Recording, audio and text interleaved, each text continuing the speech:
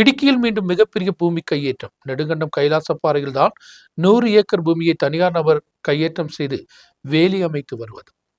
நெடுங்கண்டம் கைலாசப்பாறை ஒப்சர்வேட்டிவ் மலைநிரைகளில் முழுமையாக கையேற்றம் செய்து பல்வேறு வேலிகள் தான் நடைபெற்று வருவது. மலையின் மேல் பகுதியில் பாதையின் இரு பகுதிகளிலும் வேலி அமைத்துதான் தனியார் நபர் பூமியில் போர்டு வைத்துள்ளதா. வேலியின் 2 பகுதிகளிலும் பாறை புறம்போக்கும் புல்மேடுகள் நிறைந்த பகுதிகள், மிகவும் அழகு நிறைந்த பகுதிகள், ஆகாச காட்சிகள் மற்றும் நீண்ட தூர காட்சிகளும் சுற்றுலா வாய்ப்புகளும் இதில் உள்ளதை முன்னில் கண்டுகொண்டுதான் இந்த கையேற்றம் நடைபெற்றுள்ளது. அமிர்த் கைலாஸ் வெல்லைஸ் வில்லேஜ் என்ற பெயரில் தான் பல்வேறு போர்டுகள் இங்கு வைக்கப்பட்டுள்ளன. വേലി കെട്ടി പുതിയ നിർമ്മാണങ്ങൾ നടക്കുന്നത് ഇപ്പോൾ ഇടുക്കിയിൽ ഒരു സ്ഥിരം നടപടിയായി മാറിയിരിക്കുകയാണ്. ഇവിടെ ബുദ്ധിമുട്ടിലാകുന്നത് യഥാർത്ഥ കൃഷിക്കാരാണ്. 1/1/1977 മുമ്പ് ഇവിടെ കുടിയേറി ഇവിടെ വീട് വെച്ച് താമസിക്കുന്ന കൃഷിക്കാർ അവർ പട്ടയം ലഭിക്കാൻ അർഹരാണ്.